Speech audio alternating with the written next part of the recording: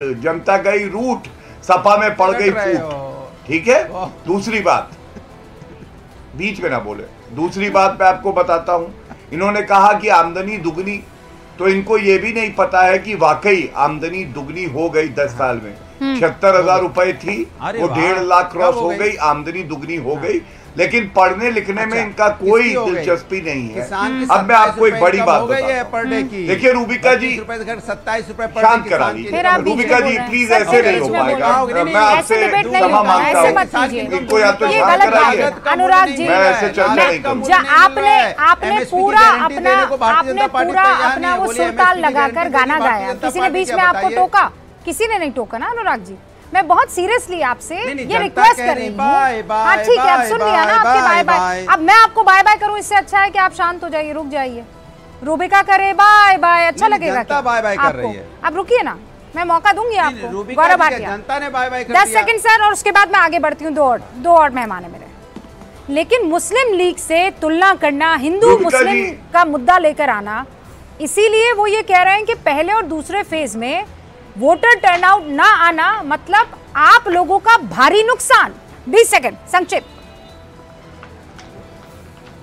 रूबिका जी, हमारा तो सारा वोटर घर से निकला है और 400 पार एनडीए की होंगी, 370 प्लस भाजपा की होंगी। इनका वोटर नहीं निकला क्योंकि वो जानता है कि ये पंचर साइकिल कहीं पहुंचेगी नहीं। मेरी बात आप ध्यान से सुनिएगा। आपको मालूम है नाराजगी क्या है जनता में? सपा के अपने लीडर और अपने वोटर कह रहे हैं, इनकी पार्टी जब से बनी है 40 साल से ज्यादा हो गए, इन्होंने आज तक यादव परिवार के बाहर का अध्यक्ष नहीं दिया। ये पिछड़ों की बात कैसे करेंगे? पहला प्रश्न है। दूसरा प्रश्न मेरा ये है, 4-4.5 करोड़ मुसलमान है उत्तर प्रदेश में। आपको मालूम है कितने प्रत्याशी हैं मुसलमान? 4, और यादव परिवार से अकेले 5 प्रत्याशी हैं। तो आप मुझे ये बताइए, 4.5 करोड़ मुसलमानों पे उत्तर प्रदेश के, देश के 20 करोड़ मुसलमानों पे, एक परिवार के 5 यादव परिवार के सदस्य अगर अपना नामांकन भरते हैं तो क्या जनता सवाल नहीं पूछेगी कि तुम्हारे परिवार में ऐसे कौन से हूर के पर लगे हैं कि तुम उनको टिकट देते हो? बाकी बात करते हो मुसलमान की, पर उनके लिए कुछ करते नहीं। ठीक है, बात केवल मुसलमानों की करते हैं। जब टाइम आता है आप उनसे वोट तो ले लेते हैं अनुराग जी, भर भर कर वोट देते भी एक मुश्त आपको, लेकिन जब उनको टिकट देने की बात आती है, जब उनको पद देने की बात आती है, रिप्रेजेंटेशन देने की बात आती है, तब आपको यादव परिवार के सारे खानदान के लोगों को आगे कर देना होता है। सुन लीजिए। देखिए, तब इस मान रही है ना आप कि जनता मुझे वोट दे रही है, इनको नहीं दे रही है। ये तो आपने भी मान लिया कि भाई जनता मुझे वोट दे रही है। कुछ हम कर रहे हैं उनके साथ ना, तभी तो दे रही है ना। अरे मुसलमान भी दे रहा है। सुन लीजिए, मुझे सुनिए। अच्छा, मुसलमान हिंदुस्तानी नहीं है क्या? आप नहीं मानते हिंदुस्तानी? बिल्कुल है, लेकिन इस हिंदुस्तानी मुसलमान के लिए आपने क्या किया? गिनाइए मुझे। डंके की चोट पे है। अरे भाई नहीं, दे रहा है मुझे, दे रहा है मुझे वोट। वो भाई नहीं, अरे सुनिए, भाई है, नो फिक्र नो शाय, भाई है, सेज एवरी मियां भाई। चाहती है, इसलिए मैं आपको टोकना चाह रहा हूं। नो फिक्र नो शाय, वी आर मियां भाई, हमें कोई चिंता विंता नहीं है। ये डिवाइड एंड रूल पर ये तो सवाल आपको, इस सवाल का जवाब तो देना पड़ेगा ना। क्या आपने मुसलमानों के लिए किया? क्या मुसलमान ने तो आपको वोट दिए? आपने क्या किया मुसलमानों के लिए? अरे सुनिए तो मैं वही तो भारतीय जनता पार्टी से पूछना चाहता हूं। मैंने पूछा क्या कि अजीत पवार के साथ, परिवारवादी के साथ आप क्यों हैं? मैंने पूछा क्या सिंधे परिवारवादी के साथ आप क्यों हैं? पासवान जी के साथ आप क्यों? मैंने पूछा क्या कि अनुप्रिया पटेल जी के साथ क्यों परिवारवादी पार्टी? मैंने पूछा राजभर जी के साथ क्यों हैं आप? मैं तो नहीं पूछता ना, क्योंकि मैं पूछता हूँ किसानों के लिए आपने क्या किया, डंके की चोट पे पूछता हूँ। युवाओं के लिए क्या किया है? मैं पूछता हूँ यहाँ पे छात्रों के लिए क्या किया है? मैंने मुद्दों पे बात करता हूँ। ये मुद्दों पे बात नहीं करते। जिनको भ्रष्टाचार का आरोप लगाते थे उन भ्रष्टाचारियों को पार्टी में ले लिया है और भ्रष्टाचार लेकिन इनके पास जवाब नहीं होता। ये मुद्दों से भटकाने की बात करते हैं। ये समाज के अंदर में सिर्फ धर्म की राजनीति करना चाहते हैं। नाम पे राजनीति नहीं करना चाहते। राजनीतिक विषय नहीं हो सकता। हम सब हिंदुस्तानी हैं, सब एक हैं, सब भाई हैं। कौन दिखाकर कर रहा है, कौन छिपाकर कर रहा है? अनुराग जी, ये बहुत इंपॉर्टेंट और महत्वपूर्ण हो जाता है। मेरे 2 और मेहमान यहाँ पर हैं। 1 सेकंड गौरव भाटिया रुकिएगा। हर्षवर्धन त्रिपाठी जी, राशिद किदवई जी। राशिद किदवई, मैं आपसे ये जानना चाहती हूँ, प्रधानमंत्री जब ये कहते हैं कि छाप दिख रही है इंडियन मुस्लिम लीग की कांग्रेस के मैनिफेस्टो में, यहां बहुसंख्यकवाद नहीं चलेगा। रूबिका, हम 2024 में है, बात हो रही है 1937, 1946, 2006, 2009 की। एक प्रधानमंत्री जो बहुत ही कामयाब राजनीतिक रूप से, जिसको 14 और 19 में प्रचंड बहुमत मिला, जिसकी गारंटीज की बात हो रही है, वो आज गोल पोस्ट कहाँ शिफ्ट करना चाह रहे हैं। बात हो रही है कि एक समुदाय विशेष को कांग्रेस तथा कथित रूप से आरक्षण देने की बात कर रही है। बात जो है, आप देखें मंडल कमीशन, और हमारे मित्र गौरव भाटिया जी जानते हैं, मंडल कमीशन में पसमानदा उसके हिसाब से मुसलमानों का, कुछ जातियों का आरक्षण है। वो कर्नाटक में भी मिल रहा है। जब मुंबई सरकार थी, मुंबई सरकार ने जाते जाते किया, आते समय नहीं किया। जब पूरा कार्यकाल खत्म हो गया, तब उन्होंने, जब चुनाव के समय आया, तब उन्होंने वो 4% का प्रावधान वापस लिया था। बिहार में और बहुत सारे राज्यों में वो अभी भी रिजर्वेशन पसमानदा मुसलमानों को मिल रहा है।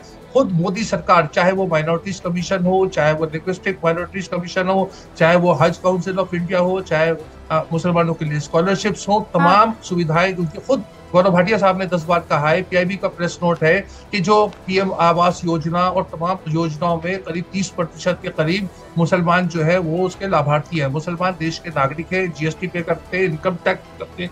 इसमें आपत्ति किस बात की? उत्तर दे दूं। आपत्ति किस बात की? गौरव भाटिया, आपत्ति किस बात? अदरवाइज क्यों किया जा रहा है? ओके, हाँ, देखिए, सबसे पहले तो मैं बड़ा सम्मान करता हूँ राशिद जी का। हमारी विचारधाराएं अलग हो सकती हैं, लेकिन संविधान इन्होंने ज़रूर पढ़ा है। ये राहुल गांधी की तरह नहीं है कि संविधान ना पढ़े हों।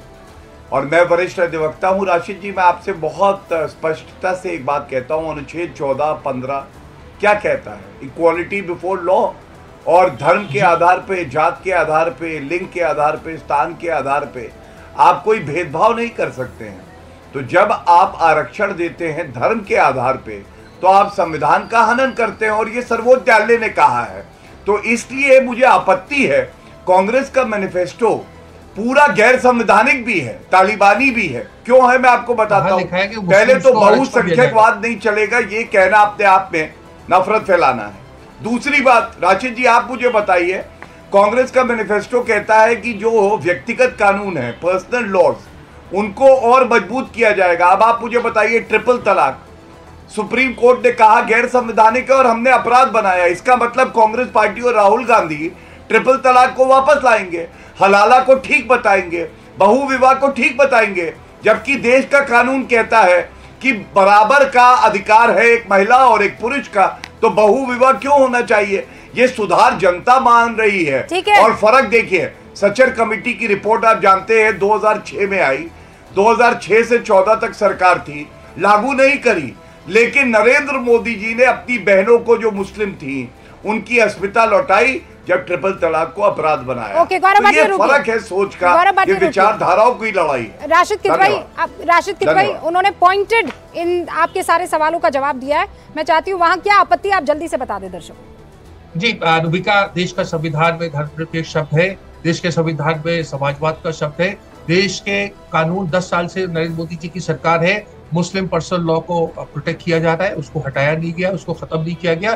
जहां त्रुटियां थी वहां जरूर, जैसे ट्रिपल तलाक को उल्लेख किया, वो क्या, तो मुस्लिम पर्सनल लॉ पर से remains intact. Right to marriage, right to divorce, तमाम तरह के विरासत का कानून तमाम जो है मुस्लिम शरिया के हिसाब से हो रहा है, और उसको अदालतें भी उसको मानती है, उसका सम्मान करती है, तमाम चीजें हैं। इसीलिए मैं कह रहा हूँ, यहाँ पर एकदम से चुनाव के बीच में ये अदराइज करने का क्या, क्यों ऐसा किया जा रहा है कि जैसे मुसलमान कोई दूसरे प्लेनेट से आए, कोई अलग थलग है, मुसलमानों की जरूरतें मतलब, और भाजपा उसके लिए भी बहुत संजीदा है। देखिए, ऐसा नहीं हो कि मुस्लिम वोट भी नहीं मिलते, अटल बिहारी वाजपेयी को भी मिलते थे और नितिन गडकरी को भी मिल रहे हैं, बहुत सारी जगह पर। वो तो ये कह रहे हैं कि जो योजनाएं बन रही है, ऐसा थोड़ी है कि राशिद किदवई के लिए वो योजना नहीं मिल रही है और सिर्फ राहुल के लिए बन रही है, वो योजनाएं सबके लिए बन रही है। बट द पॉइंट इज, जो क्वेश्चन देने की कांग्रेस की घोषणा पत्र में मुस्लिम आरक्षण का शब्द नहीं है। नहीं, मुस्लिम आरक्षण नहीं है, लेकिन अगर वो कह रहे हैं कि पर्सनल लॉ को बचाया जाएगा, कहने की क्या जरूरत है? आप ये कह रहे हैं कि मुस्लिम पर्सनल लॉ अभी भी चल रहा है, तो बचा रही है, पर्सनल लॉ को नरेंद्र मोदी सरकार बचा रही है। अध्ययन करके आप इतनी समझदार हैं, आप इतनी पढ़ी लिखी है, आपको पता है मुस्लिम पर्सनल लॉ को तो मोदी सरकार भी बचा रही है। अरे तो जब बचा ही रही है तो इसका मतलब भ्रमित कर रही है ना कांग्रेस अपने मैनिफेस्टो में। कांग्रेस नहीं, कांग्रेस नहीं भ्रमित करी, ये तो एक उनका पॉलिटिकल पोस्चर है और उसका जवाब राजनीतिक दल देंगे, मैं नहीं दे सकता। मेरा कहने का तात्पर्य ये है कि जब भारत के संविधान के हिसाब से सब बराबर है, कोई उस तरह का बहुसंख्यकवाद नहीं है। राशिद और कांग्रेस भी, मैं आपको बताऊं कि कांग्रेस का क्या है, मेरा यही तो सवाल है कि बहुसंख्यकवाद जो है उसकी कोई जगह नहीं, ये कहकर आप एक को चिढ़ाने की कोशिश कर रहे हैं, फिर आप ये कह रहे हैं कि हम पर्सनल लॉ को बचाएंगे।